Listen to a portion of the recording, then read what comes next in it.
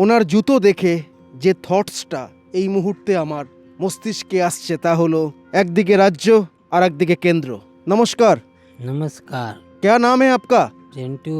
सिंटू जी, घर किधर है आपका? पीछे होई। क्या? पीछे होई। कितना दिन से घर से बाहर हो? एक दिन से। ওনার এই প্যান্টের উপর মাটির লেয়ার বলে দিচ্ছে উনি দীর্ঘদিন গৃহহীন জীবনযাপন করছে। क्या हुआ था आपका मन में, दिमाग में, जो आप घर परिवार छोड़ दिया? अते खाना ना खाइले रहनु। घर में खाना नहीं था? हाँ। ওনার কথাটা ফেলা যাচ্ছে না। ঘরে খাবার ছিল না বলে উনি ঘর ত্যাগ করেছে। এই ডিজিটাল যুগে এরকম ঘটনা ঘটছে। আপনি ডেলি ব্লগ দেখতে ব্যস্ত আছেন হয়তো। দেখো গাইস, আমার বউ সাজছে। पहले क्या काम करते थे आप? राजमिस्त्री में काम करीला। शादीशुदा हो? हाँ। आपका बीबी है?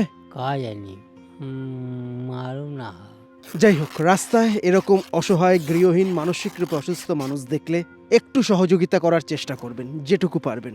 আমরা আমাদের তরফ থেকে লড়াই যতটা পারছি লোক দেখিয়ে বজায় রাখছি।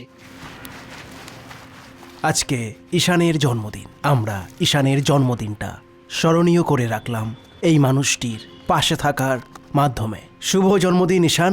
আপনিও কমেন্টের মাধ্যমে ঈশানকে উইশ করবেন, আশীর্বাদ দেবেন। ঈশান, তুমি খুব ভালো থেকো, আনন্দে থেকো।